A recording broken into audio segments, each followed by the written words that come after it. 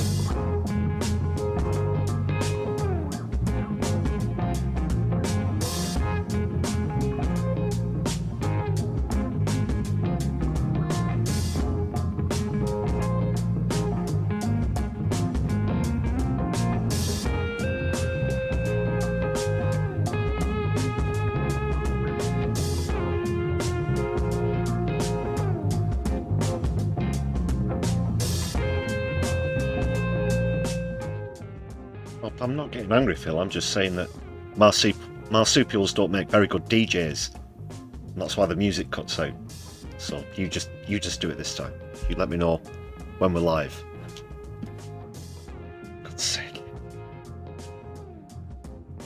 Oh, good evening, everybody. Welcome to the Brews at 10 on my left eye. I'm your host, Lefty. You're all very welcome here this evening. Might have had a hot mic start there. How you all doing?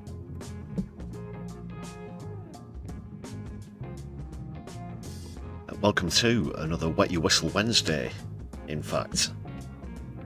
PMQs is upon us yet again, and Keith's Catchphrases comes with it, and also the launch of the new Keith's Catchphrases League, so I dare call that a new feature on the channel. Please do hit thumbs up as you join us on the stream. Moshi on Toast was first in with the chat. Heady Lukill joined us as well. Great to see you. Doc Davies, Flowsnake, Mobius. Hope you're all very well. Good to see some familiar brewchachos in the chat.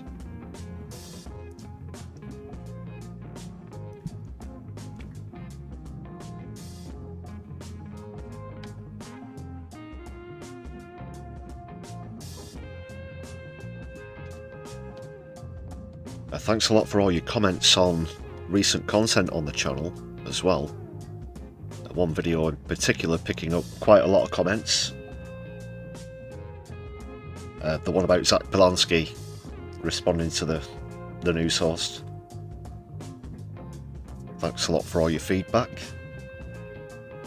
Picked up quite a few new subscribers from that stream actually, from the video I should say.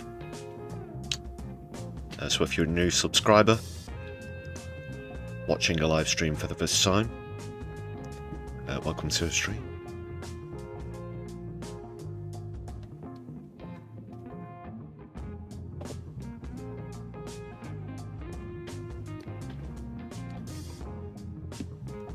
Okay people, obviously PMQs will be the main bulk of the stream.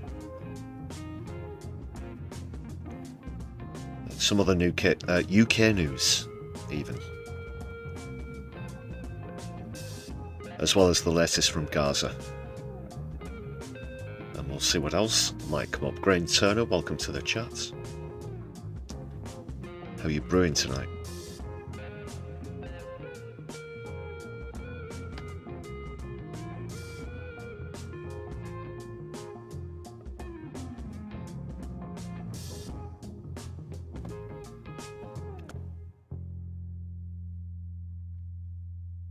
And we always kick things off with a shout out to all the members on the channel. Can see quite a few members in the chat already. Currently sitting on 103, on the way to the target of 250. Thank you very much for everybody who's joined recently, gifted memberships to others as well.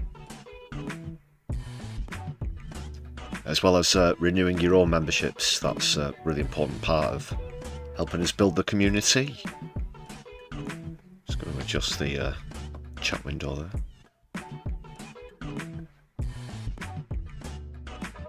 Some new names added to the list as well. Great to see.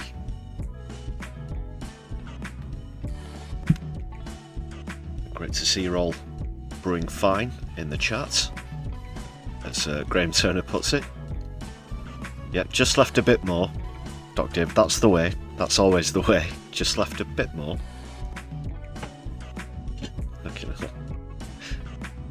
Thanks again. They're good people.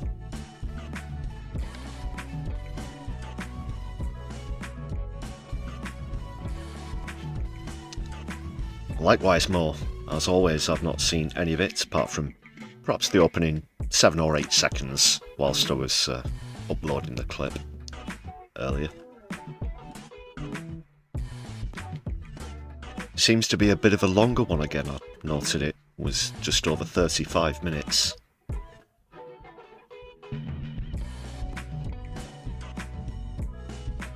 Unless the clip tails off at the end into another session for a few minutes, I'm not sure. But it should be interesting, not only the launch of a new league, 2 new contenders as well. And there are more to come.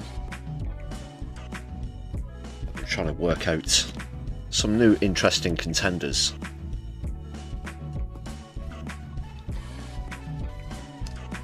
Last week was a special, though, wasn't it, of course? Which I was quite disappointed was only a 1-0 result, to be honest. I was expecting a much higher result. That was between Maccabi, Tel Aviv. Obviously, there was a lot of talk about them in the news. But also Prince Andrew. Only came up once, and it was very, very generously given as a point, because it wasn't directly used. It was, yeah. He was referred to by a title or something else it was. We knew what. I think it was Ed Davey mentioned it. So anyway, I think these 2 new contenders will be a lot more entertaining. We'll see what comes up. It's been quite the week. First PMQ since they took the battering in Caerphilly as well. So get on to that. I will explain more about the rules and the league and things like that. I've prepared a couple of bits and pieces.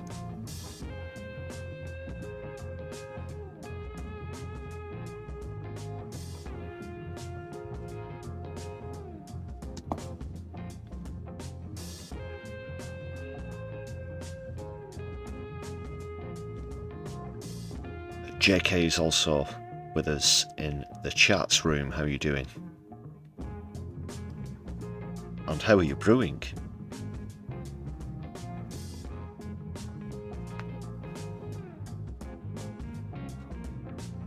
There will be a comedy clip to try and raise our spirits before we go through the gloomy pantomime of PMQs.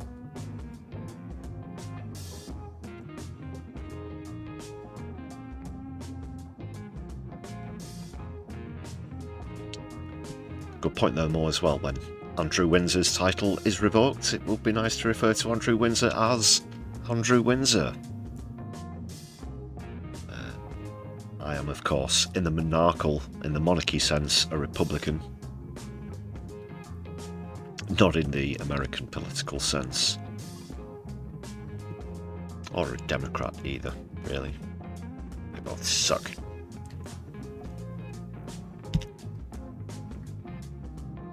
I'm sure that a lot of our American viewers would agree with that point there as well.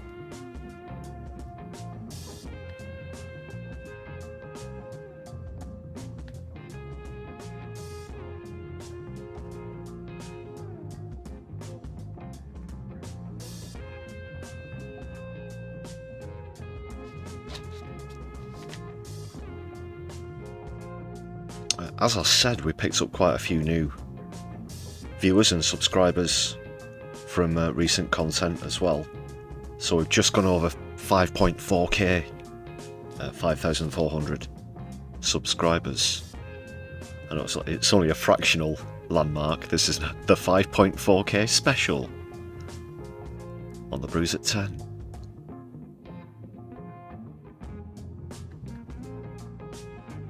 But no, always nice to see a nice round number, as it were, being passed. Yori Gibson is with us as well in the chat. And not doing too badly today, thank you. Hope you're well. Hope you're brewing nicely.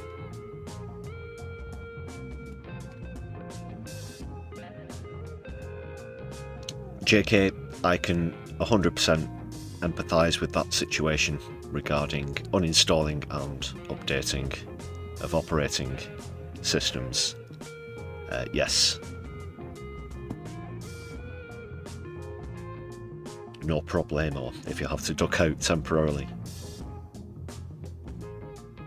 I mean, that's atrocious. You wouldn't catch this channel having any kind of technical hiccup during a stream. Not would. I think I might have gone and jinxed it.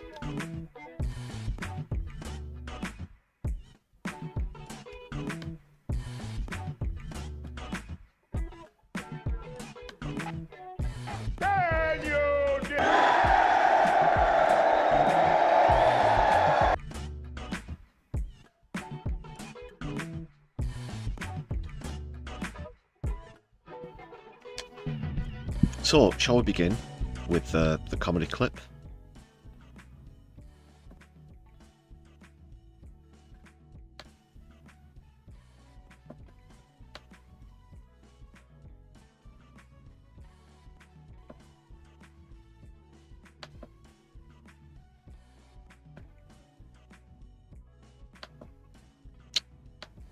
There we go.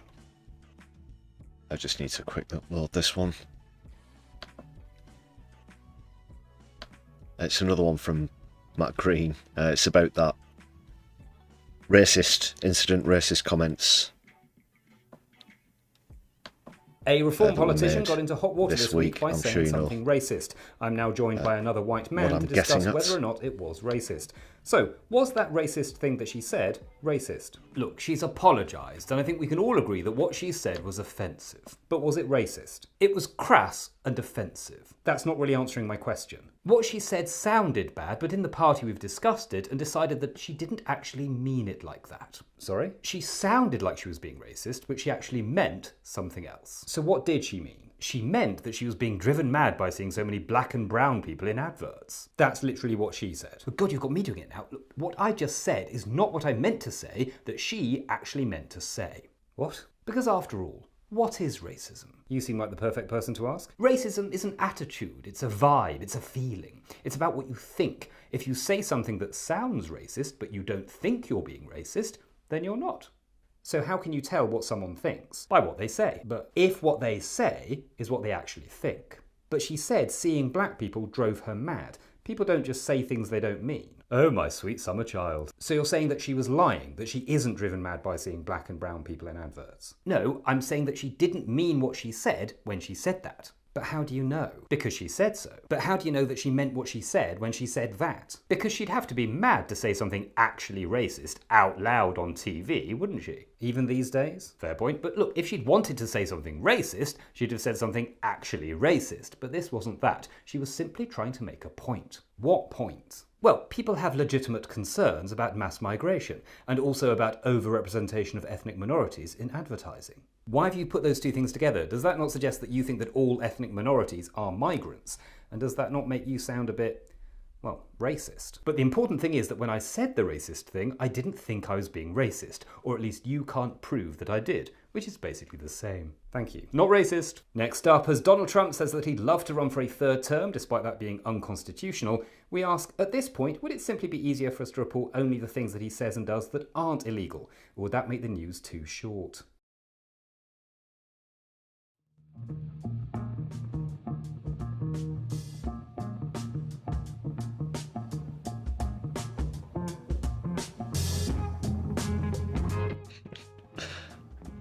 Matt Green, though, with a really good take on Sarah Pochin's racist comments. I will be coming on to that after PMQs, actually. Dawn Butler got into a bit of trouble, again, just for telling the truth, for correctly identifying things in the House of Commons. That wasn't in today's PMQs, that was in a session yesterday, I think.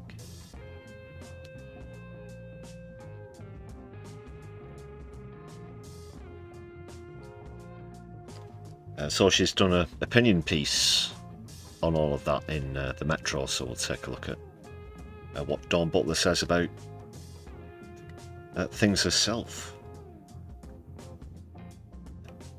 Davinia, nice to see you in the chat. Katie Marshall also celebrating 6 months of membership. That's fantastic. Nice. Been great to have you, Katie. Thanks for joining us on the stream as well.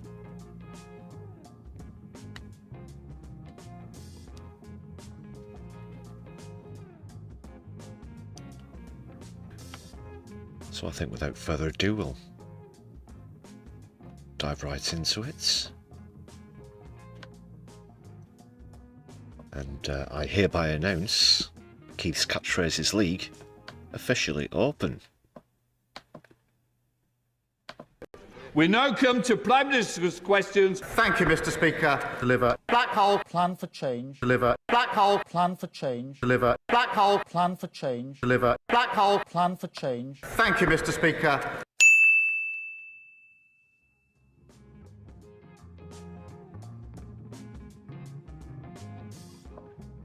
Okay, people, what's this all about? If it's your first time, I'll quickly explain the rules. They have changed recently on account of the formation of the very first Keith's Catchphrases League. The first fixture of which is coming up this evening. So this is how we do it. We select 2 words or phrases.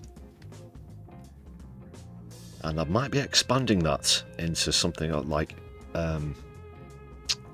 occasions, things that happen. So we pit them one against the other, one versus the other every week. Whichever one is mentioned the most time wins. It's almost as simple as that. There are just a few rules though. Just need to resize that.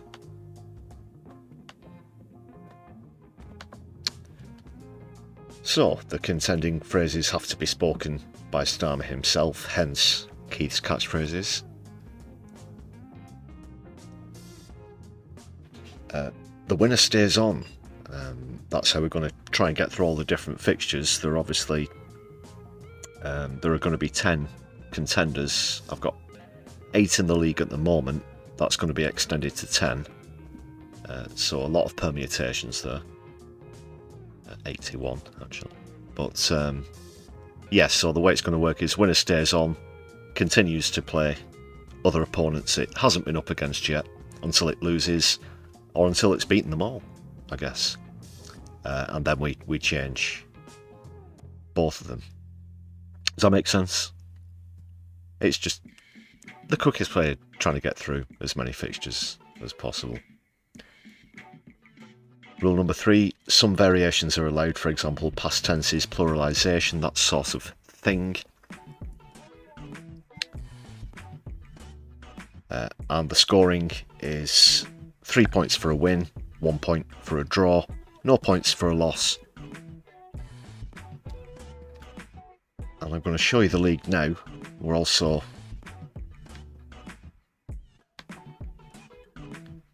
this is the top half alphabetically at the moment. This being the first week. So wins, draws, losses, also M for mentions, how many times it's mentioned. So should it come down to a draw on points, then it will go to mentions. Then after that, most wins, and then fewest losses, if it does get to that close. You might have also noticed that in the rules, it just says at the bottom, the season lasts until the summer break next year commences, or Keith resigns, whichever happens first. I'll give you a clue, it's going to be the latter of those. So it will last until summer break 26, or until Keith resigns.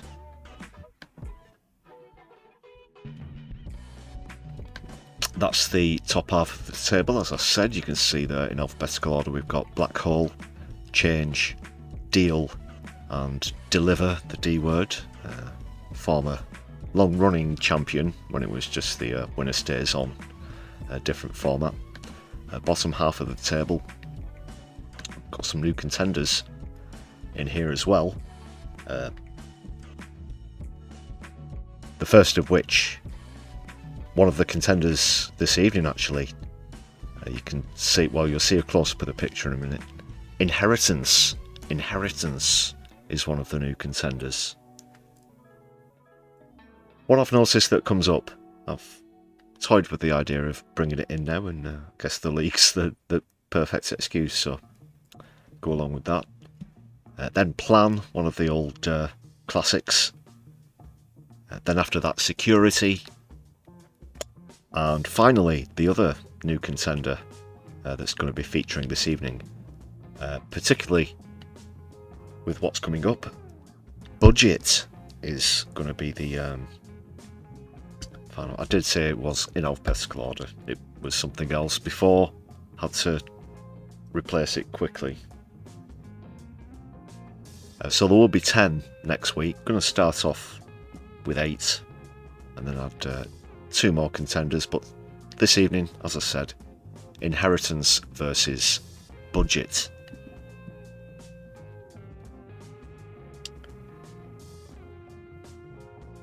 And I do have a fixture grid, not for you to look at, just made notes to keep track of who's played who and what the score was, etc. Pretty basic grid format, you know how fixture lists work. I don't know if any of you are into sports at all. Okay, everybody clear on those points? Any questions? It's not particularly convoluted or abstract. Let's just crack on with this pantomime, the weekly pantomime.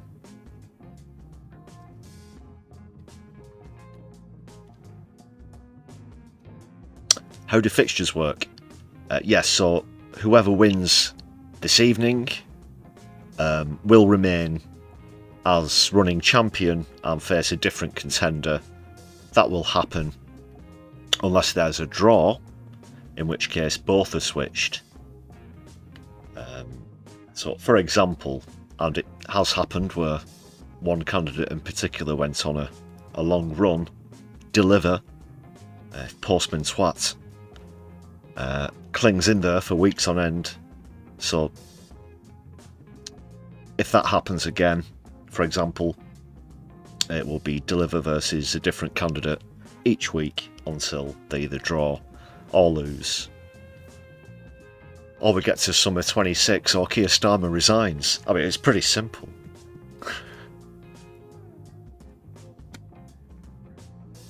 Yes, so whoever wins stays on unless it's a draw. That's the basic version.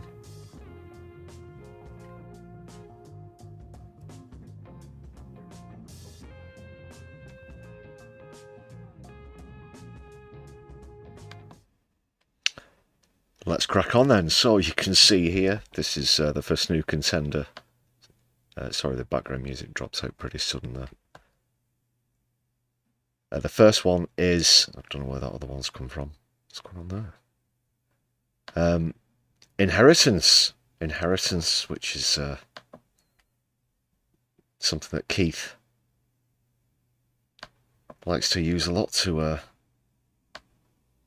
blame the austerity on. But also the budget's coming up as well. They're sort of intertwined. So that's the first new contender. We've also got budget there with Rachel Reeves. It says F the poor. Right, okay, just a quick moment, people. Just bring the music back in for a moment.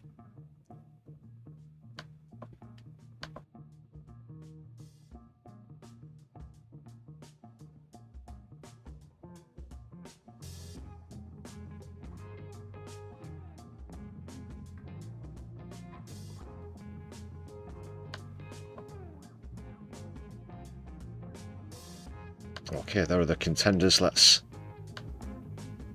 crack on with it.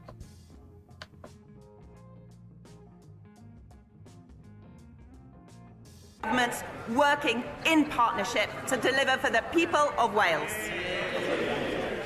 Before we come to Prime Minister's questions, can I welcome in the gallery the Honourable Speaker of the Parliament of Sri Lanka and his delegation. We now come to questions to Prime Minister Nick Smith. Number 1, please, Mr. Speaker. Prime Minister.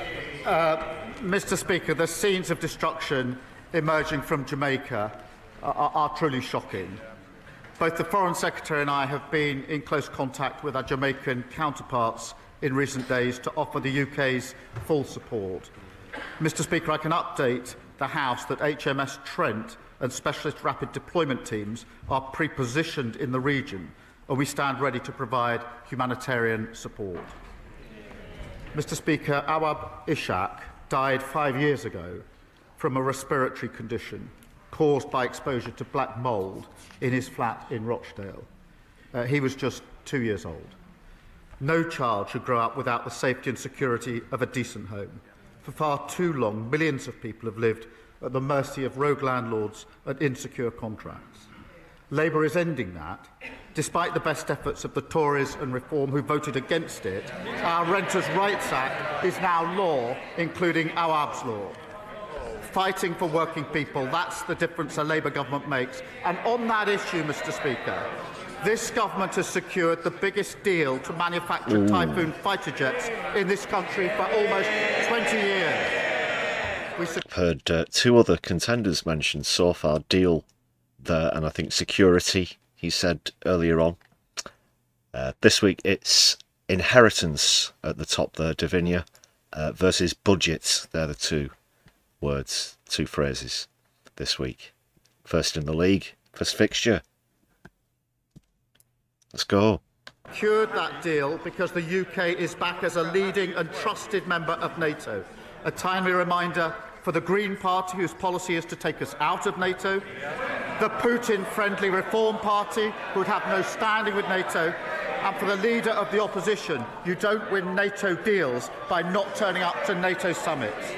I think Zach Polanski's definitely touched a nerve if he's mentioned within the opening exchanges of Prime Minister's questions, even before he's turned around and said, Mr. Speaker, I shall have meetings with relevant ministers, and further to my duties in the House, I shall have other such meetings later today.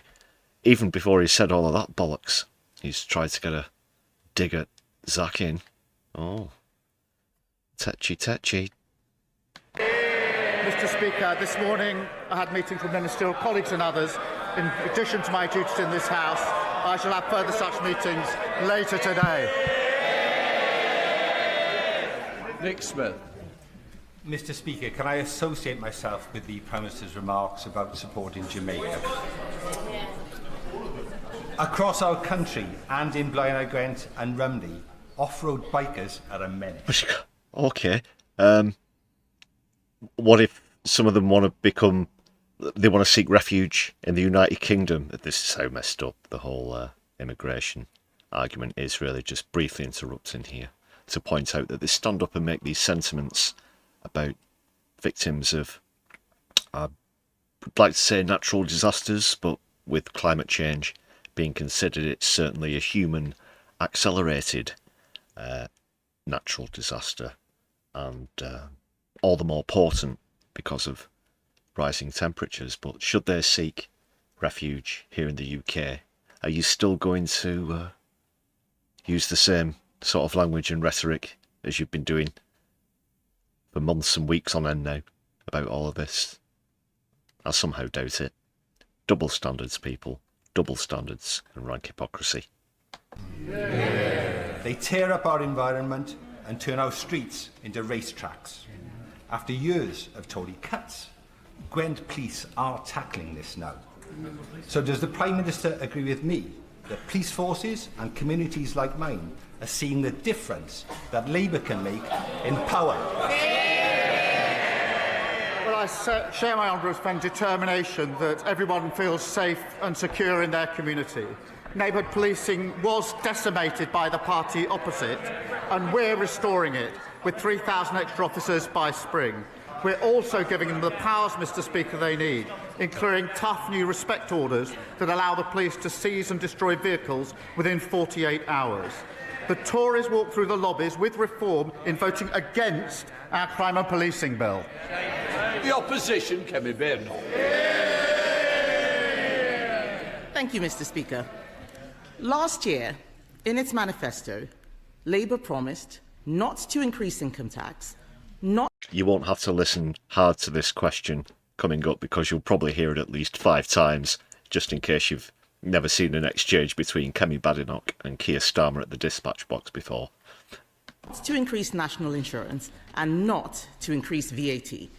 Does the Prime Minister still stand by his promises? Well, Mr. Speaker, I'm glad that the Leader of the Opposition is now finally talking about the economy. I can update the House, Mr. Speaker. Retail sales are higher than expected. Inflation is lower than expected. It's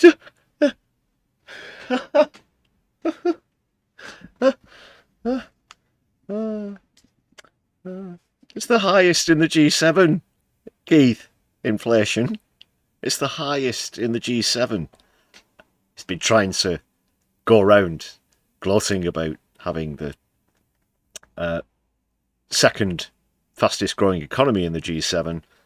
And as I pointed out before, that's cancelled out and then some by the fact that we've got the highest inflation, because that's where it really affects people, especially the prices with day-to-day essentials like sustenance, food, groceries, as Donald Trump likes to put it. But food, shopping and everything else goes up with inflation. That's nothing to brag about, Keith. Growth has been upgraded this year, and Mr. Speaker, the UK stock market is at an all-time high. The budget is on the 26th of November, and we will lay out... Let's all go out. Shall we join hands and rejoice in the streets, people, for the stock market has risen to an all-time high. Oh, the tears of joy streaming down my face right now as I know that this will immediately impact all of us here in the United Kingdom, man, woman, they, them and child alike. What a fantastic moment. Oh, could it possibly just be a way of measuring how rich our rich people are? Is this a genital measuring contest for the wealthy? Our plans But I can tell the House now that we will build a stronger economy, we will cut NHS waiting lists and deliver a better future for our country.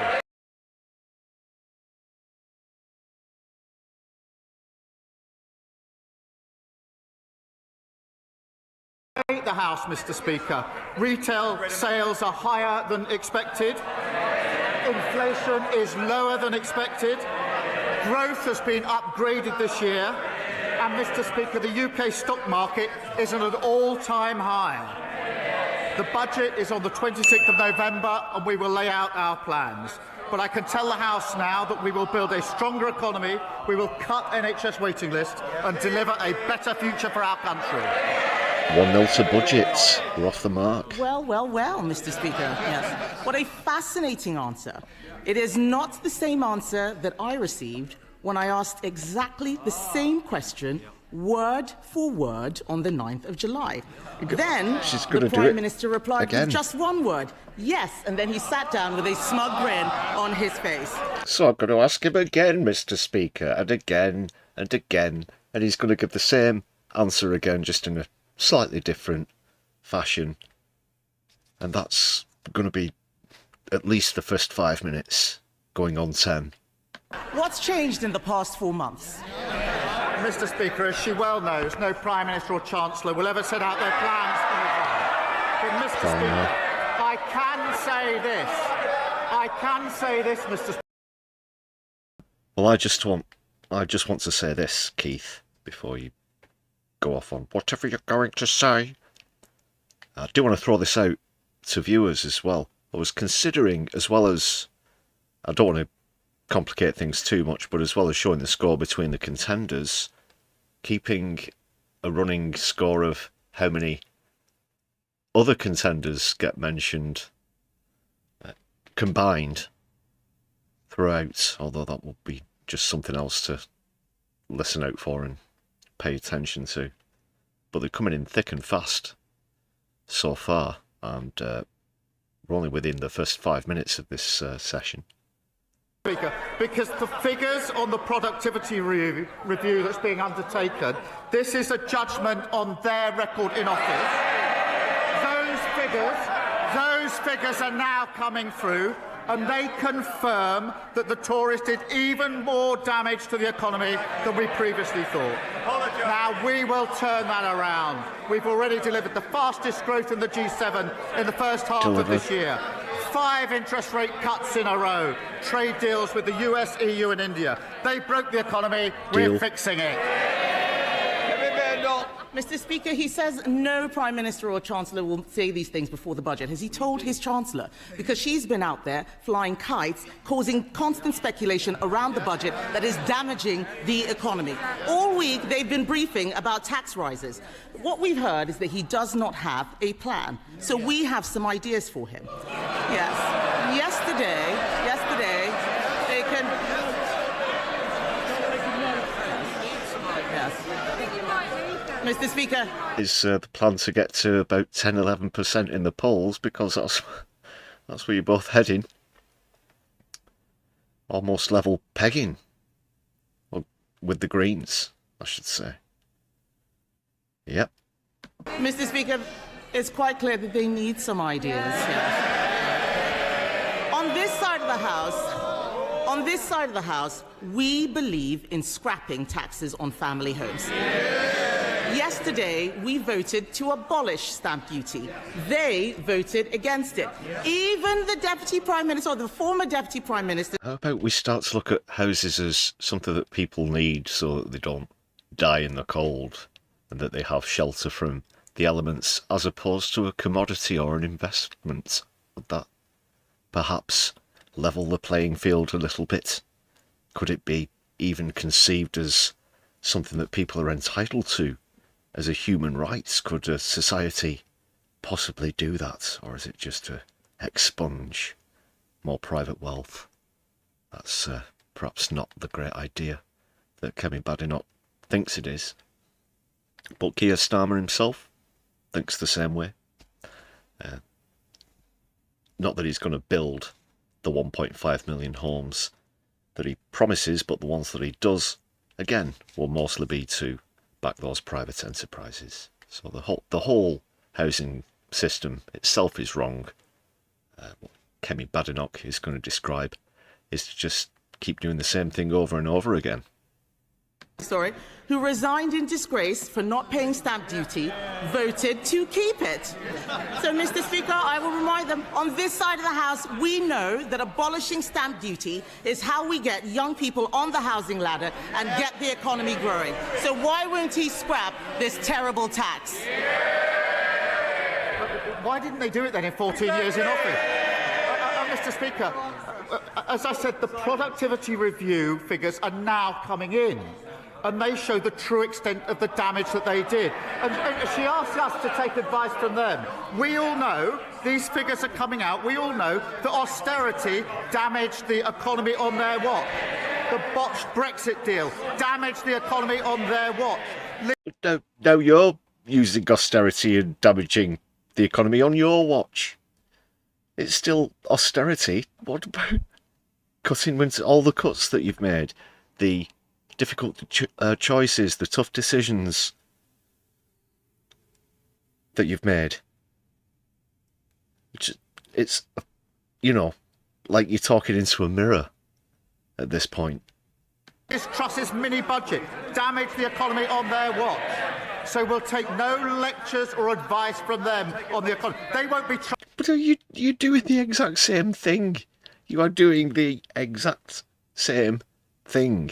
And it's an abject insult to anybody with a modicum of intelligence to suggest that they can't observe you doing so or feel the financial burden of it, especially if you're a low earner, especially if you're a student, especially if you're disabled or unemployed.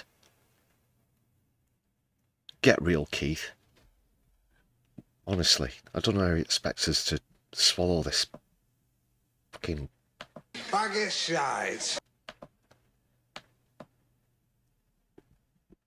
on the economy for generations to come. And Mr. Speaker, that's why at our budget, I can be clear, there will be no return to austerity. That's what broke the country. No return to the instability of their mad borrowing spree. And we'll end the unfairness and low growth that squeeze living standards for working people. That's the path to national renewal. Mr. Speaker, Conservatives reduced the deficit every year until the pandemic. We more than doubled the personal allowance. We left 4 million more jobs than we found from Labour. We brought inflation down to 2%. It's nearly double. Mr. Tufnell, you're in my sights. The pantomime season has arrived, so don't start it too early. Mr. Speaker, on our record, terrible. We brought inflation down to 2%. Don't start the pantomime. Don't start the pantomime scene too early.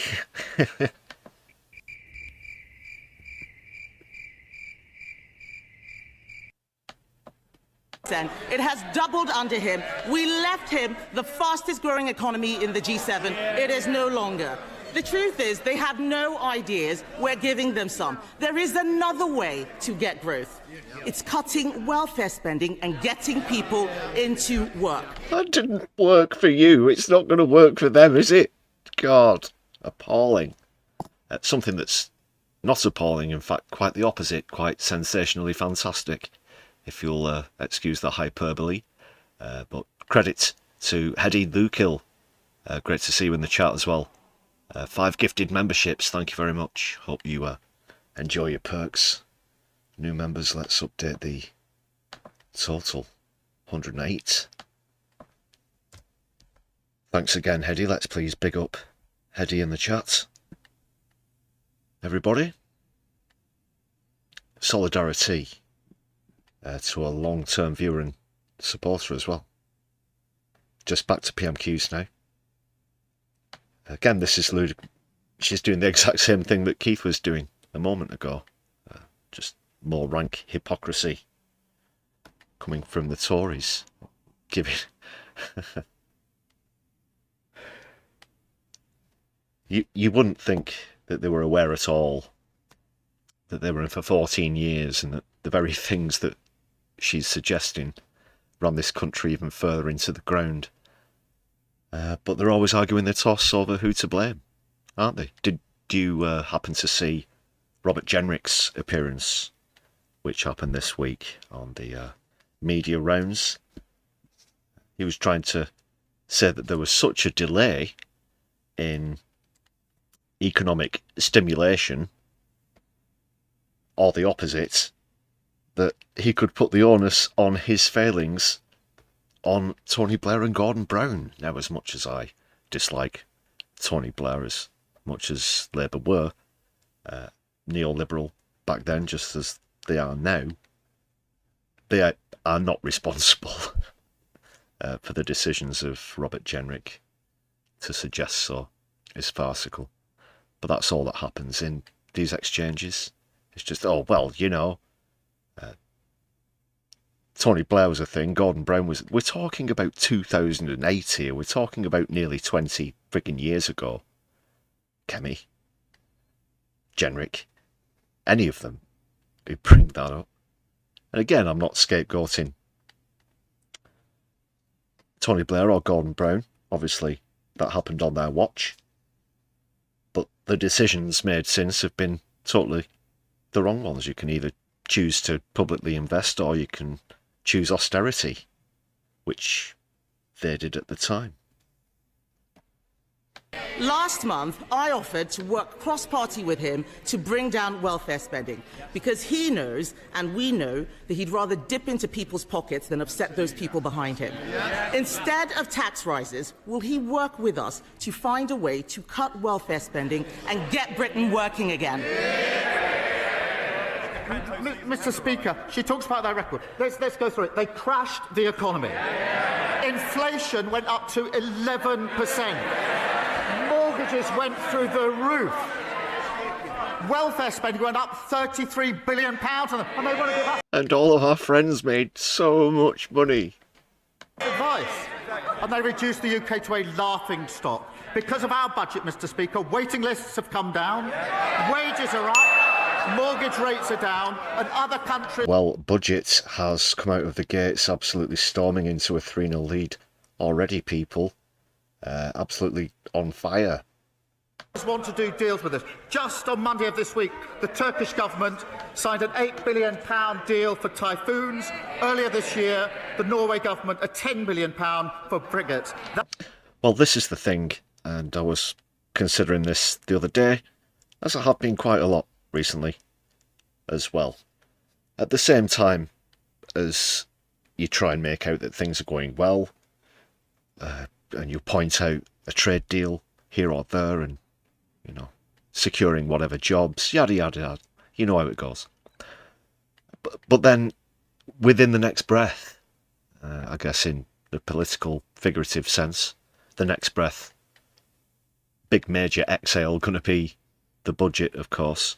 We're going to hear about tough choices and difficult. Oh no, look at the 22 billion black hole and all of this stuff, and we haven't got it. We're not doing well at all, so we really can't invest in the public. And in fact, we're going to have to make more cuts. Oh, by the way, did I tell you that we've opened this fantastic new production plants because of a deal with whatever country, and this is really going to turn things... You can't have it both ways, Keith.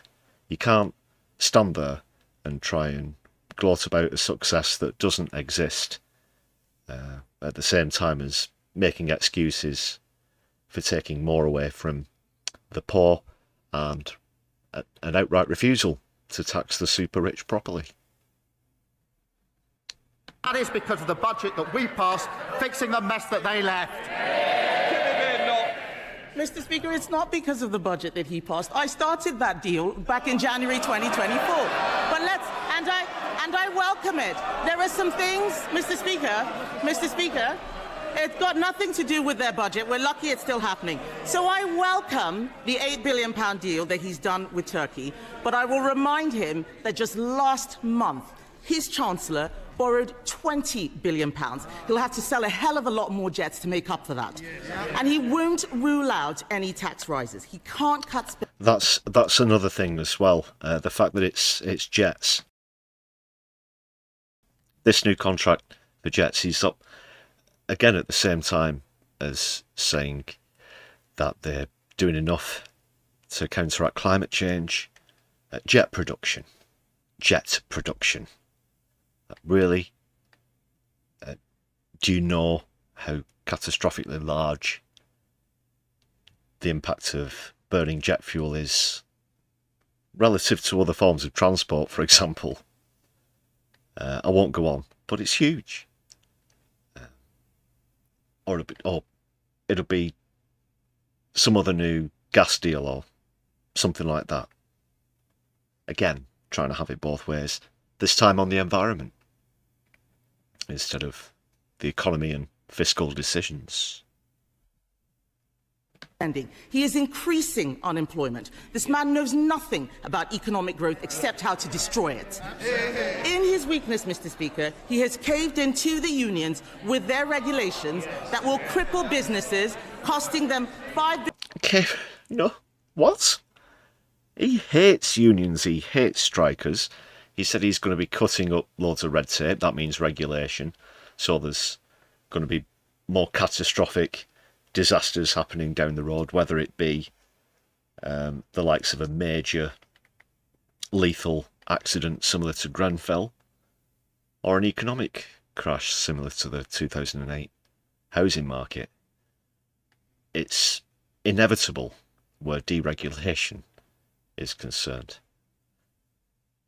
Again, not very sage advice from Kemi Badenoch. They just wish that they were there doing the same old crap that they're telling Keith to do. £1 billion every year. Yes, please do speak up, because I want every single business out there to hear Labour MPs heckling when we talk about the damage that they are doing. So I ask the Prime Minister, how on earth can he consider adding more burdens for these firms to deal with?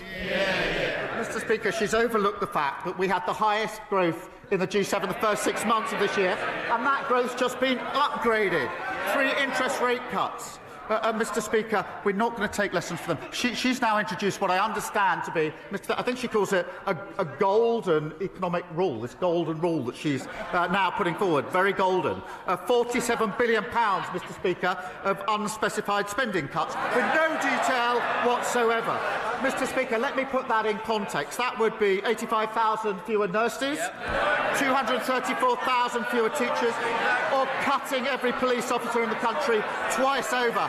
No wonder the Institute for Government said she's on shaky foundations. That's exactly what caused the problem in the first place. I'm not sure Keith's mathematics, or if it is Rachel's, I would doubt it even more.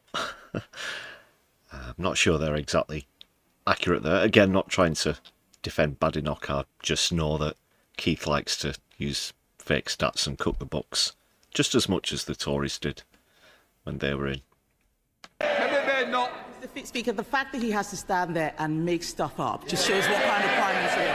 We had an itemised list. We had an itemised list of 47 billion. 23 billion was on welfare spending, which I asked him to work with us to cut. He refuses to do so. All he knows... Go straight for the port. Well, I'm sure that Rachel Reeves is going to be 1 or 2 steps ahead of you there, Kemi. We can't spend now that we're making all, from all this accelerated economy, the fastest in the G7. That's great. We can now finally spend. Now we've got, oh, what's that, Keith? Oh, no. That's not going to happen. How to do is tax. If you work, they tax you more. If you save, they tax you more. If you buy a home, they tax you more. None of these taxes were in the manifesto, which he had 4 years to prepare. The budget is in about 3 weeks-ish.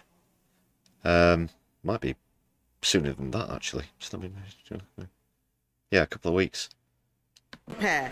Mr. Speaker, he is raising taxes because he is too weak to control spending. He's blaming us, he's blaming the OBR. Last week they were blaming Brexit. Isn't the truth that with this Prime Minister, it's always someone else's fault? Yeah.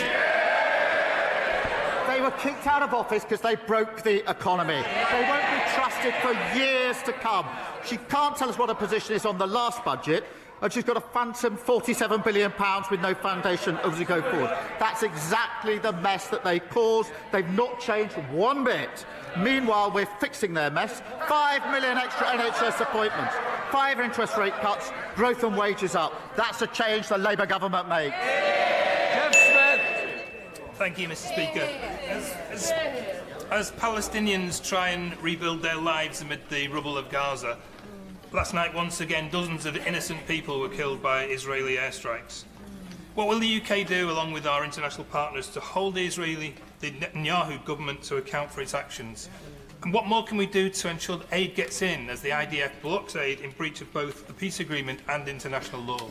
5-0 now for budget. I'm glad that a question on Gaza's not just being wedged in at the end. And yeah, this ceasefire that isn't a ceasefire continues to slaughter hundreds of Palestinians now. It's no ceasefire, it's no peace deal. I'll be going into more detail about that later on. Just glad to see this being brought up. Well, I thank him for raising this, and I'm deeply concerned, Mr. Speaker, by the strikes, and that underlines the fragility of the ceasefire deal. All sides need to uphold President Trump's peace plan. It is the only route to long-term peace for Israelis and Palestinians. From day one, on the day it was signed, the day after, every day since, Israel has killed Palestinians.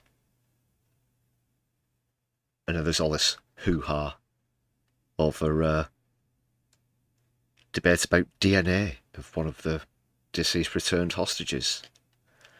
Like I said, I'll come on to that in more detail in a bit. But he's not with it. He's not in possession of the facts, or he's choosing to ignore them, or perhaps he's lobbied to. What do you reckon, people? We are, of course, in close touch with the US and regional allies, pushing for de-escalation. Mr. Speaker, the scale of destruction in Gaza is unimaginable. The immediate priority remains getting aid in at the speed and the volume needed. Thank you. We come to the Leader of the Liberal Democrats, Sir Ed. Get the same old. He knows full well that Israel were first to break the ceasefire agreement, not only with the attacks, but also by stopping aid from entering Gaza. And that's still happening now, probably as I speak. Shameful ignorance. Davey. Thank you, Mr. And, of course, he knows that we're complicit. He knows that we're complicit in all of this, which is why he likes to try and give fake platitudes, phony sympathy at the dispatch box in a very brief answer that he thinks will suffice. But that doesn't even come close to cutting it as far as I'm concerned. Again, that's just an insult to people's intelligence. Speaker, can I associate myself with what the Prime Minister said about Jamaica and indeed all those islands and countries affected by Hurricane Melissa? Our thoughts and prayers are with all those affected. No, Flow Snake, you didn't mention that Keith is a twat, but if anybody else thinks that Keith is a twat, like I do personally thinking that Keith is a twat, then please do say that Keith is a twat in the chat with the quote, Keith is a twat. And I'm sure the whole House will want to join me in paying tribute to Prunella Scales, Mr. Speaker.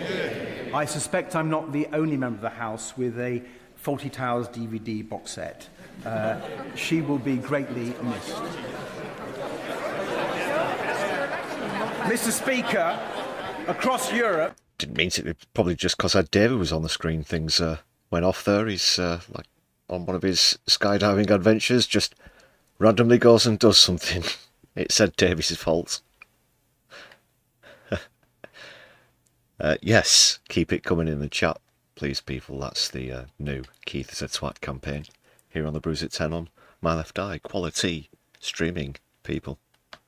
In countries like Poland, Germany and France, we've seen evidence of dangerous Russian interference in their politics. Last month, the former leader of a major party in Wales pleaded guilty to taking bribes to make pro-Russian statements. The evidence shows Nathan Gill was a close confidant of the current Reform Party leader for years. So does the Prime Minister agree with me that it's time we had an in-depth investigation into Russian meddling and money in British politics? Joining his comments on Prunella Scales, and on this question of Russian interference, it is a serious problem in countries. Yes, Prunella Scales unfortunately died this week as well. Most famous for a role in the classic British comedy Fawlty Towers, amongst other roles. Sad loss. A great actress indeed. Across Europe, including in our country, where it's a constant threat. Mr. Speaker, for NATO allies, the conflict in Ukraine and dealing with Russian aggression is the #1 issue. And that is why I have to say the Reform Party would be an absolute disaster for our defence. We are a trusted member of NATO. We wouldn't be a trusted member if we were Putin friendly. We are leading the coalition of the willing, giving security and comfort to 30 other countries. That would collapse under reform. It's the provocation of NATO that got us into this in the first place, for goodness sake.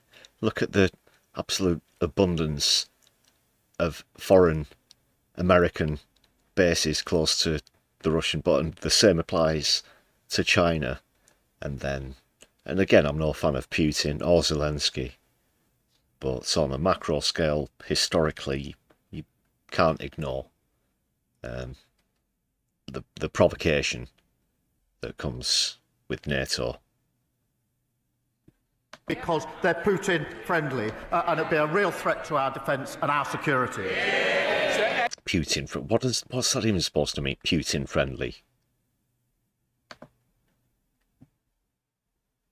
Is it because they can't say communist anymore? I don't know. Putin, well, I guess it's self-explanatory what it's supposed to imply.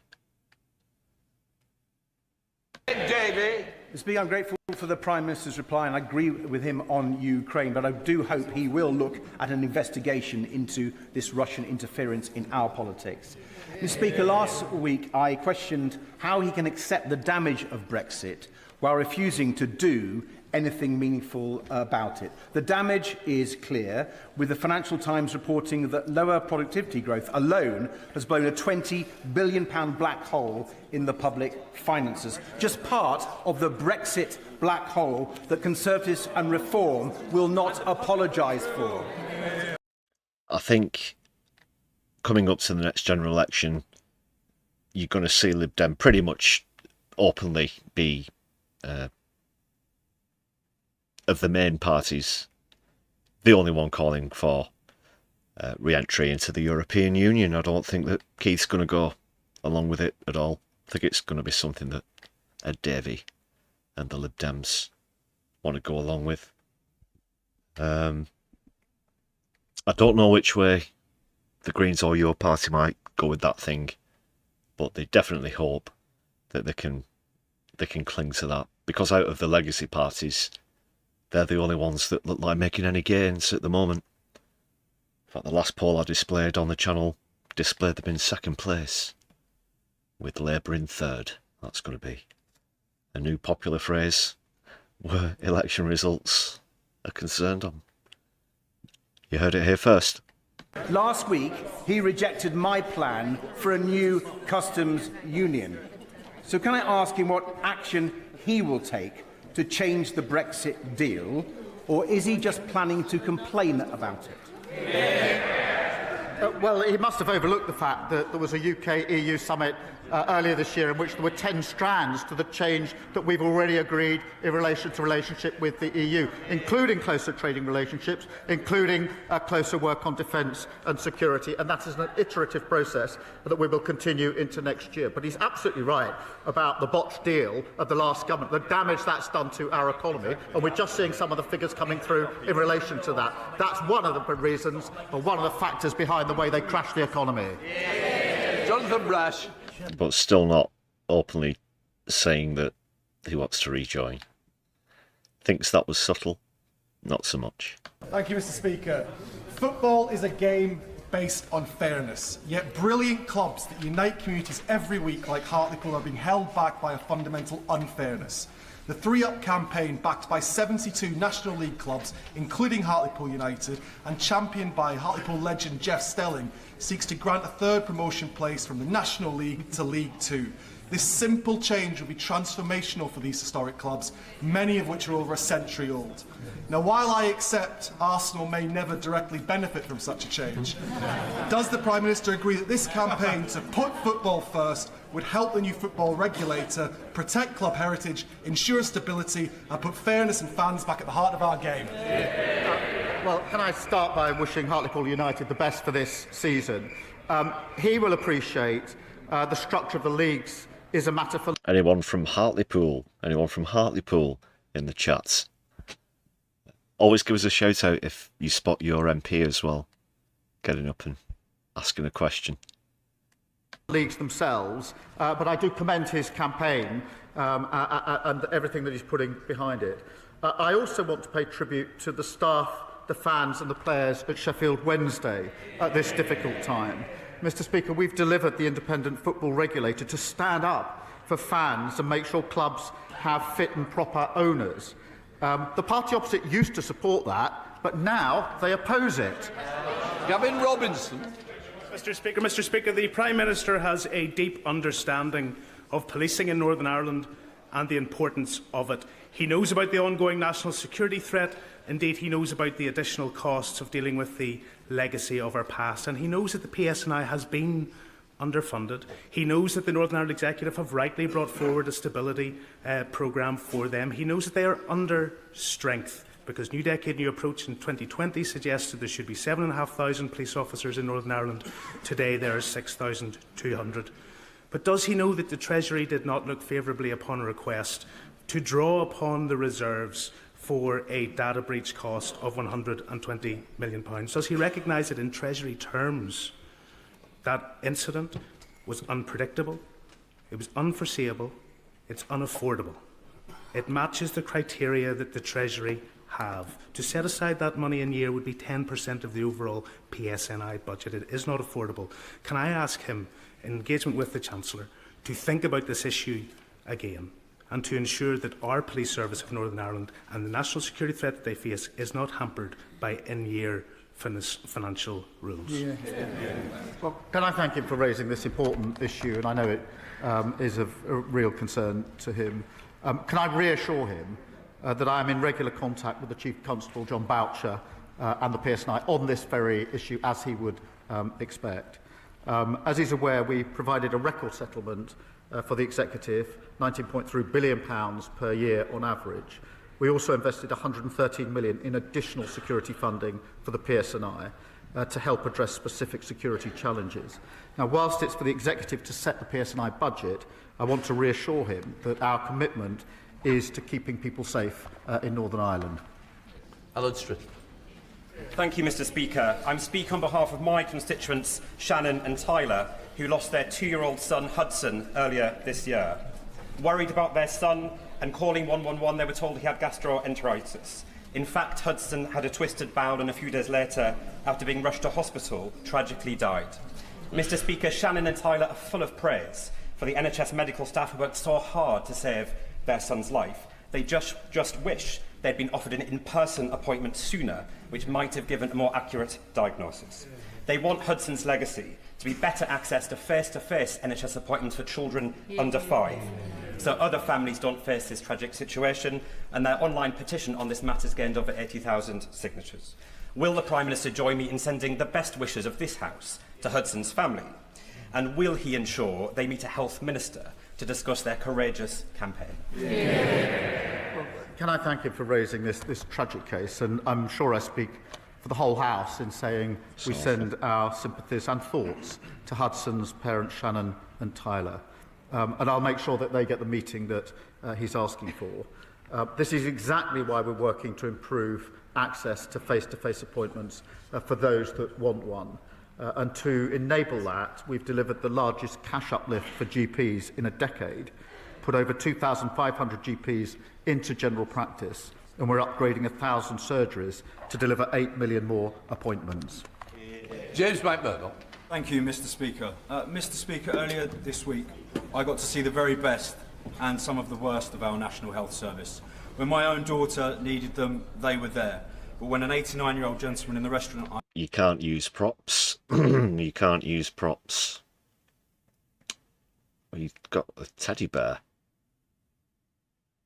But you can't use props. That's the rules. I don't make the rules. Is Lindsay Hoyle going to interject here? I was eating in collapsed. It took over an hour and 15 minutes between my first call and the arrival of 2 exhausted paramedics. Basildon Hospital has just been downgraded to inadequate, the latest Care Quality Commission. Can I please invite the Secretary of State for Health and Social Care, or the Prime Minister herself if he has time in his schedule, to come and visit Basildon with me so we can both thank them for the exceptional work they do, but also get to grips with the problems they're facing. Can I thank... First, so that wasn't going to be used as a prop or part of the question.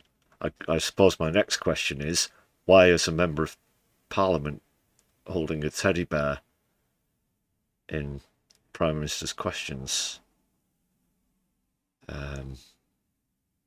What?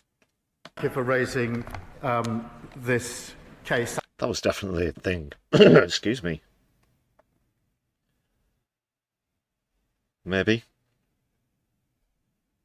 A stim, yeah, maybe. But it did look like he was going to sort of reveal it as some sort of, like, it was relevant to the question that he was asking. Sorry, I got distracted by that temporarily. As well as how sad David Lammy looks there. Mind you, he is wearing Rachel Reeves for a hat. And the 2 examples that he's given. The downgrade at Basildon Hospital is deeply disappointing. The Care Quality Commission has set out immediate actions for the Trust leaders to deliver improvements. Our decisions in government have seen £26 billion boost for our NHS, helping deliver over 5 million extra appointments. I would gently point out that he was elected representing a reform party that would dismantle our NHS and charge people to see their doctor. Thank you, Mr. Speaker. Reform say they stand up for the working class, but the truth is they never have. No. They voted to block the Employment Rights Bill again and again. So does the Prime Minister agree that it's only this government on the side of working people? It's Labour creating tens of thousands of jobs, like with our deal with Turkey. It's Labour getting rid of 0 hours contracts, and it's Labour protecting workers from unfair dismissal from day one. And it's Labour with the record low polling, and it's Keir Starmer being voted worst Prime Minister in history. That's your Labour. I'm proud that we delivered the biggest upgrade to workers' rights in a generation, and the Tories and Reform vote against it at every turn, as they always do with any form of workers' rights and protection. Won't even throw out a £15 minimum wage, which he once campaigned for under Jeremy Corbyn, but like every other moral that he used to have, that's long gone, long gone. And the Labour Party on the whole being representative of workers as well. Pull the other one!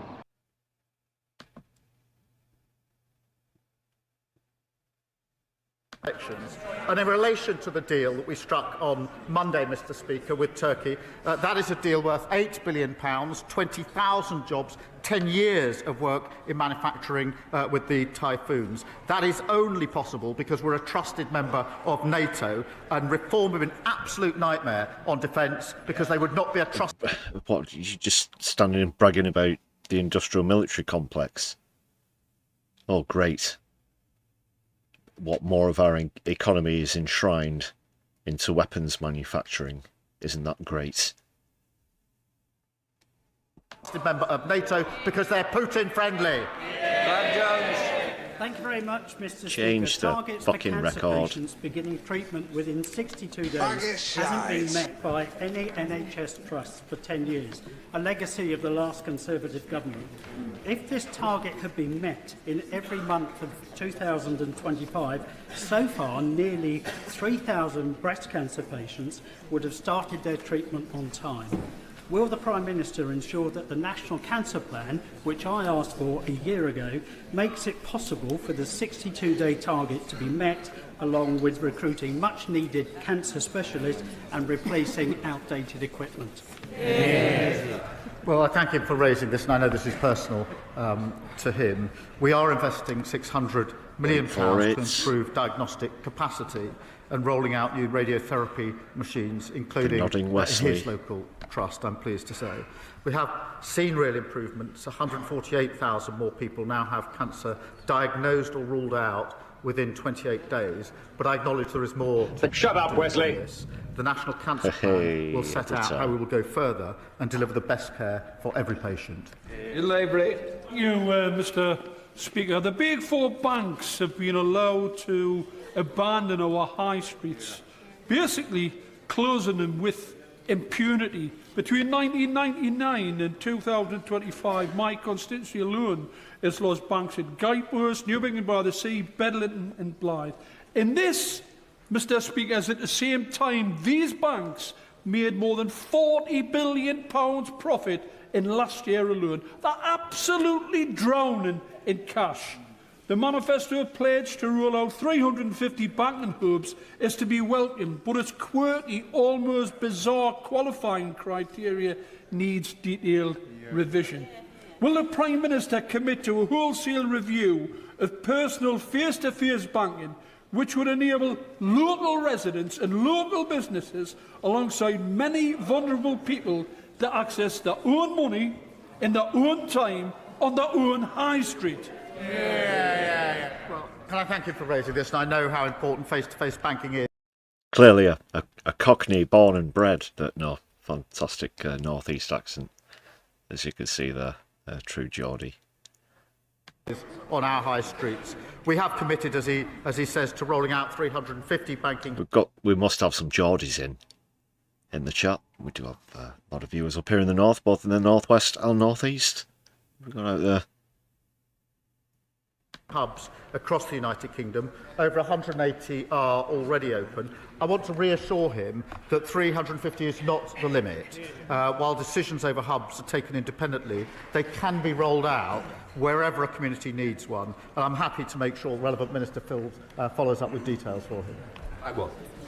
Mr. Speaker, I'm proud that the last government introduced the triple lock and we're committed to keeping it. But from...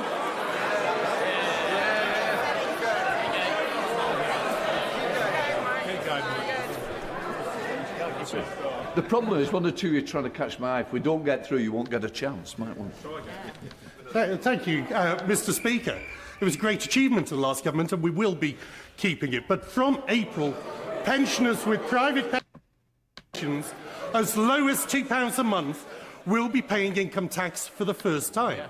Now, last year's budget, the Chancellor was clear that extending the freeze on personal allowances would breach their manifesto commitment. So will the Prime Minister prove the media speculation wrong, keep his promise and guarantee that there will be no extension to the freeze on personal allowances? The freeze was introduced by them. That's why it's coming in next year.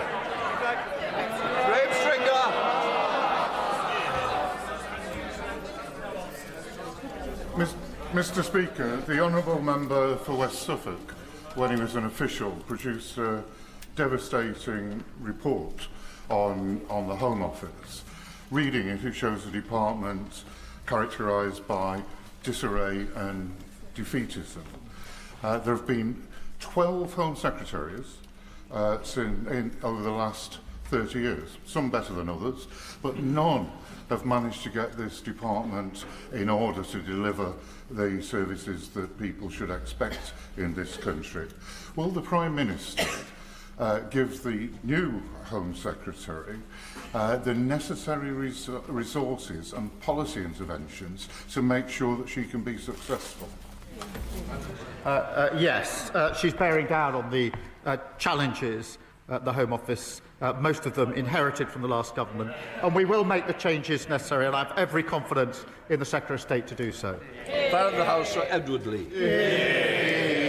After all the hatreds in the world today, wasn't it a lovely moment to see the King and the Pope pray together in the Sistine Chapel?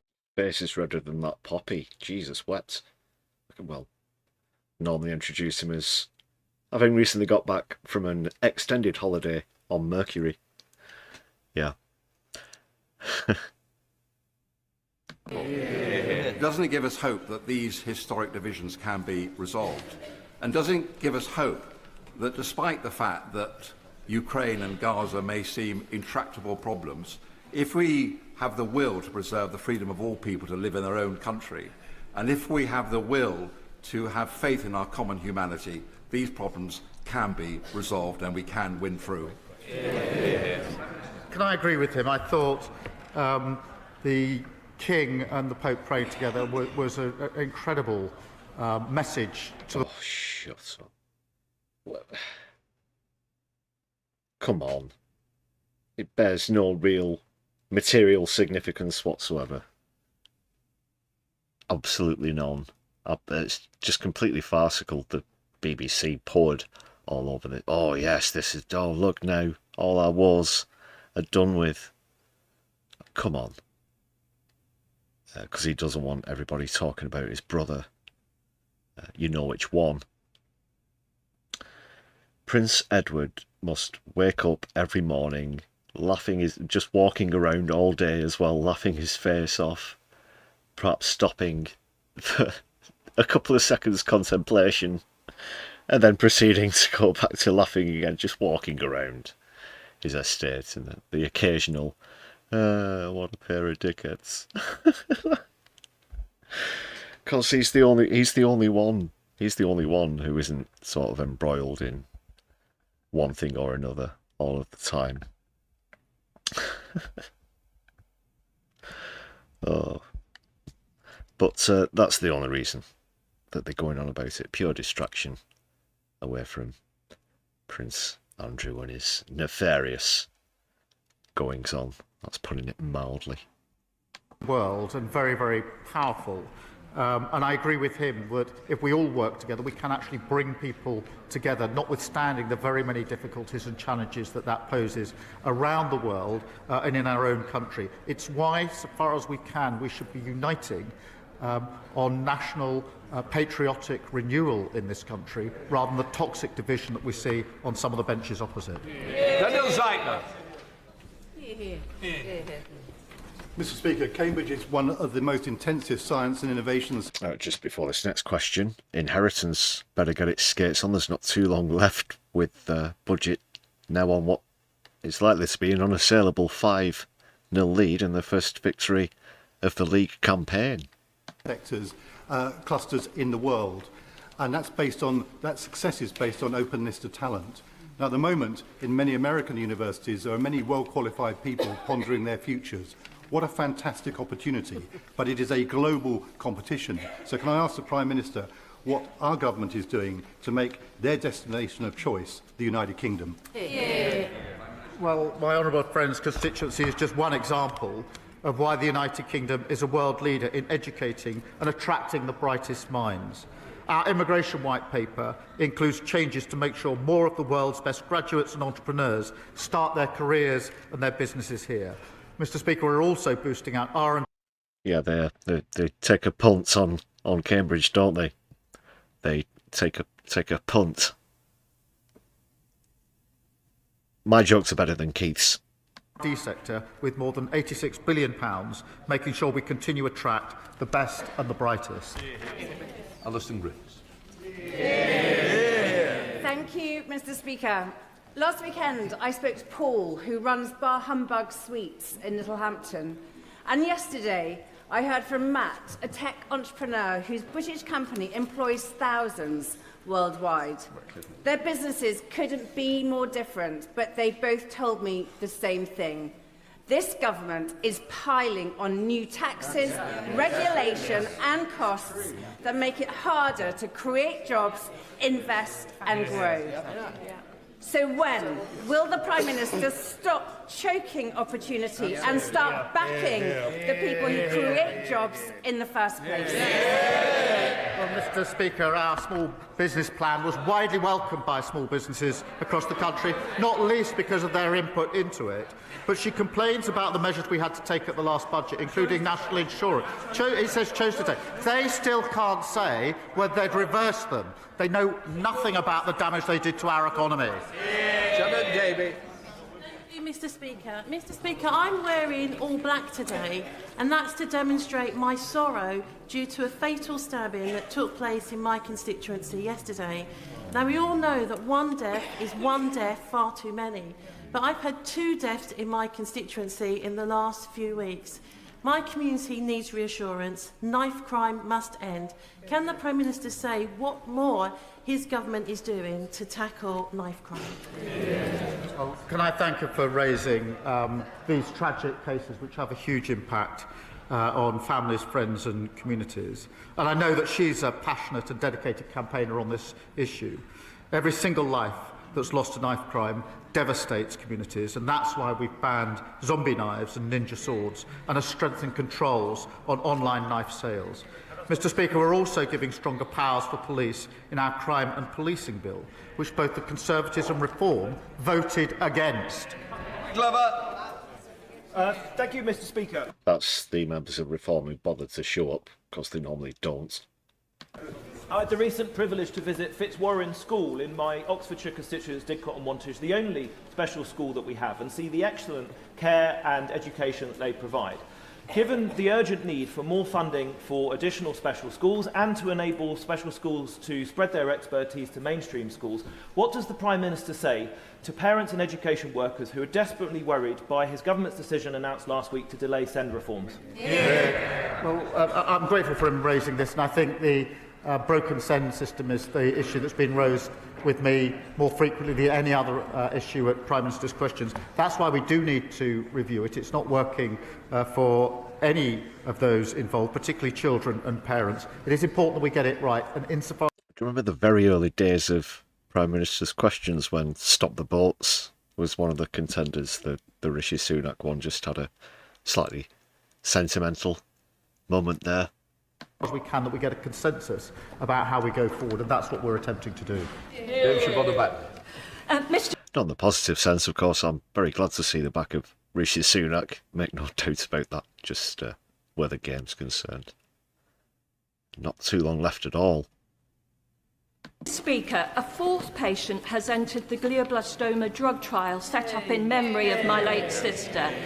Today, we are joined by Ben Trotman, a patient of a similar trial in 2022, funded by the John Moulton Foundation. Since then, Ben has married Emily, and in March they welcomed beautiful baby Mabel. Can I ask the Prime Minister... Sorry, I zoned out for a moment there. Is she talking about an episode of The Archers or something? I don't... What did... well, I won't comment on anyone's age. Good comment there, though, in the chat from Floor Snake. That's what they do. They stand up and say, I made up some business owners, and they said we should abolish the weekend and allow firing on a whim. Will the Prime Minister show that he's listening to businesses and get rid of this draconian legislation that's holding back so many businesses from helping the UK deliver growth in our plan for change? When the National Institute for Health Research will spend the £40 million given in 2017 for trials on brain tumours, or will glioblastoma patients always rely on the grief-stricken or philanthropist for life and hope? Well, Mr. Speaker, can I begin by paying tribute to her sister Margaret, who was a guiding figure in the Labour Party, and the powerful legacy that she left in helping us to tackle brain cancer. We are determined to improve cancer survival rates and hit all NHS waiting times in relation to cancer, so no patient waits longer than they should. And that's why we're investing £1.5 billion in new surgical hubs and diagnostic scanners to help deliver over 30,000 more procedures and over 1.2 million diagnostic tests. Shadow question for Langford. Mr. Speaker, I recently met around 20 independent local traders in Totnes who are furious that the last... A lot of pink going on. What's the blend of grey, blue and pink? There's one green blazer there on the right, but that's generally the theme.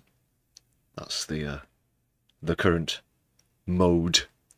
last bank in town will close in January and that Link have refused to consider a banking hub. My businesses and constituents, 1,100 of whom have signed a petition, deserve better. Now, the Prime Minister has just told the member for Blyth and Ashington that a banking hub can be rolled out wherever a community needs one.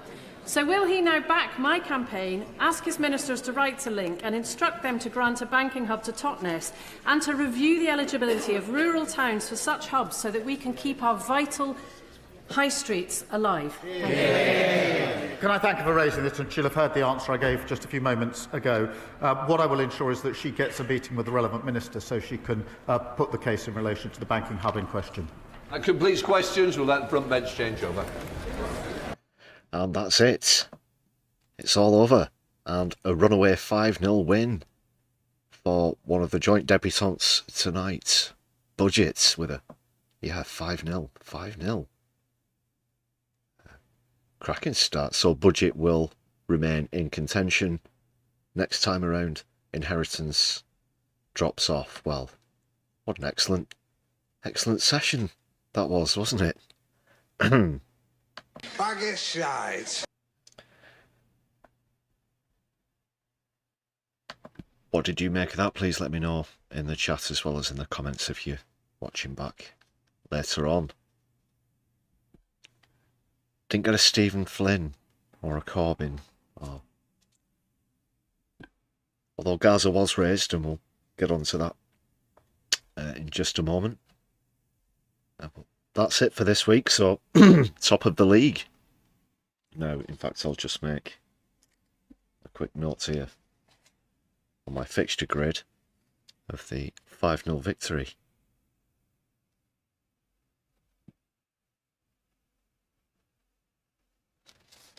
Budget will be back next week on Keith's Catchphrases.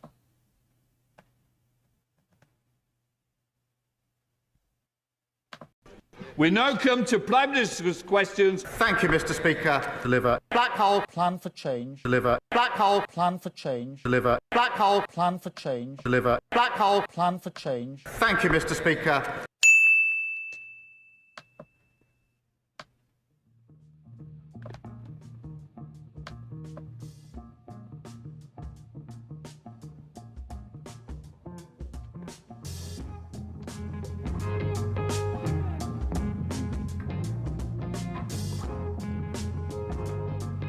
Ooh, arduous as always, wasn't it?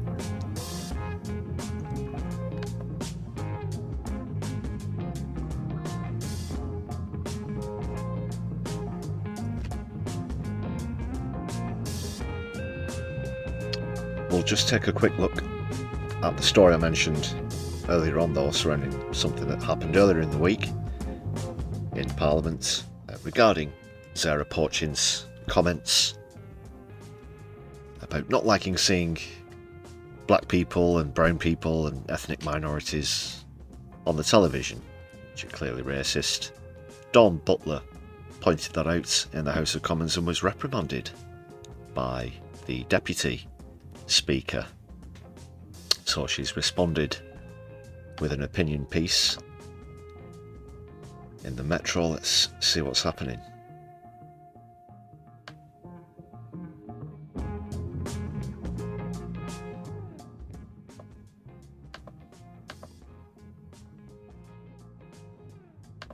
It's totally desperate the way I'd to backtrack on those comments as well, as Matt Green alluded to in the opening comedy clip.